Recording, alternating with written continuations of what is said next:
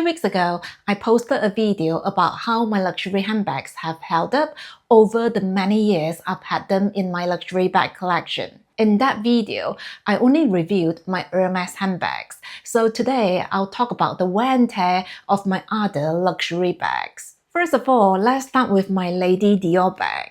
I've had this bag for about 14 years, and this is one of the very first designer bags I bought. This bag features the smooth lambskin leather and silver hardware. Personally, I tend to avoid smooth leather because I don't want to have to baby my bags.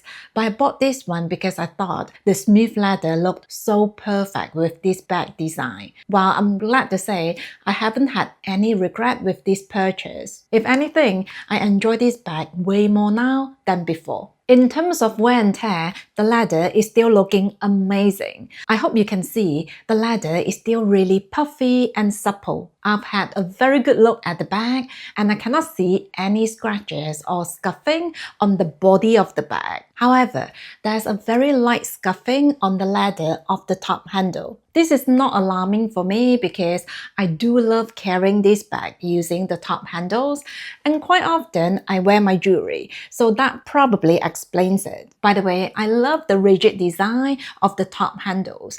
As you can see, they are still in perfect shapes after all these years. Again, I bought my Lady Dior bag years ago, so this is the old version with a zipped opening. This opening is definitely more restricted compared to the new design, but I got the hang of it after using it just a few times. That being said, each time I open the bag, I do have to push the leather to the sides, and as you can see, the leather has adapted to the pressure and it has softened up quite a bit. But because of that, getting inside the bag is now a lot easier. The interior of this bag features this very luxurious fabric in a red color, and I personally love the contrast. The fabric is still in excellent condition. There isn't any staining or tearing. This bag features a lot of stitching, so it's important that it's done to the highest quality.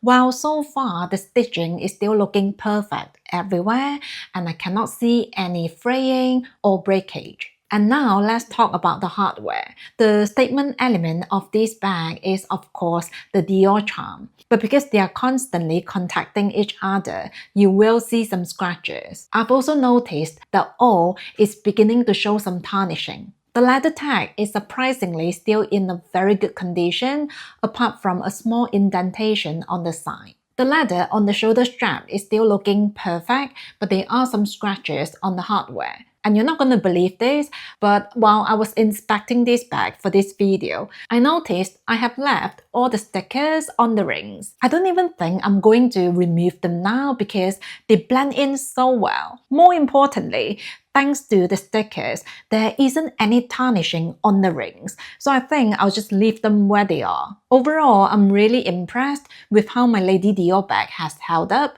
I know there's a little bit of wear and tear, but overall, it has kept its shape really well, and the bag still looks really elegant and ladylike. Next, I want to talk about this YSL or Saint Laurent clutch bag or pouch bag. I've had this bag for about 7 years, and this is the only luxury clutch bag in my bag collection, so I have used it quite a bit. This bag features a luxurious calfskin leather, which feels really durable, and I never get the feeling that I have to baby it. I remember I took it to a work party quite a number of years ago, and I dropped it twice, and there was another time where I was caught in the rain. So this YSL bag has gone through quite a lot, but it's still looking brand new. As you can see, the leather is still looking really supple, puffy, and luxurious. The inside features a black colored fabric. I absolutely love that there are so many different compartments. In fact, when I carry this YSL pouch, I don't use a separate card holder or even my Louis Vuitton mini pochette, which I use to keep my hand cream, sunscreen, and lip balm. Something else that I really enjoy about this Saint Laurent pouch is that the fabric on the inside feels really substantial.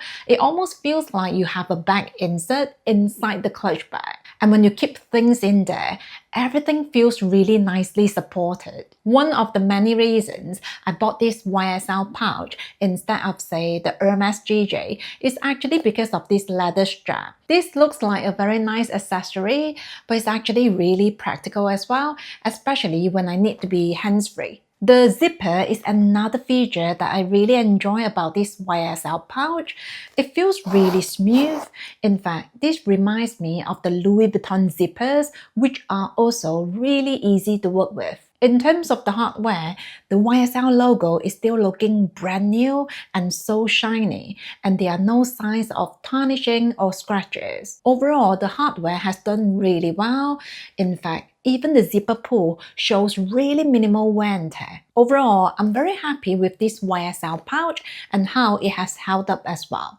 Now, even though I don't talk about this piece much on my channel, this has always been a good purchase to me because I've been happy with it from day one. To me, the quality is amazing and the design is also very practical. Not to mention, I got this at about 20% off when my Teresa was doing a spring sale. So I'm very happy that I got a good bargain on such a wonderful piece. Let me know if you agree with me, but I feel like Saint Laurent is quite an underrated luxury brand. Their pricing is quite a bit lower compared to brands like Louis Vuitton and Dior, but the craftsmanship is quite similar in my opinion, at least when I compare this clutch bag to the other bags in my collection. Moving on, I had a lot of hesitation about showing this next one because of their very questionable campaign back in 2022.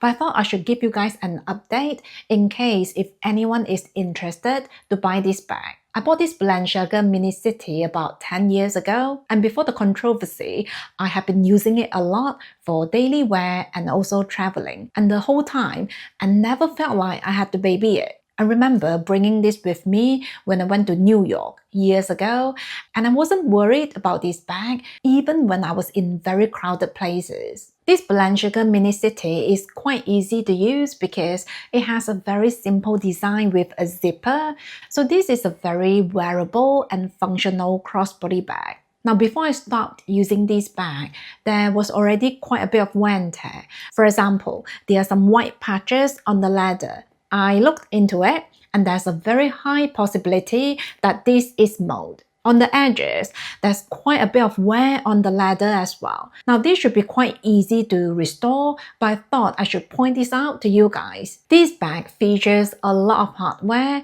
Now, the hardware surprisingly doesn't have any tarnishing, but quite a bit of the paint has come off the studs. Next, I want to talk about this Arlier's August bag because this has been one of my most used luxury handbags in the last 2 years. I even brought this bag with me to India recently, and I wore this to the Taj Mahal, and I really enjoyed using it. At first, I was a little bit worried about scratching the smooth leather, but when I inspected it closely, I can only see a little bit of light scuffing on the bottom leather.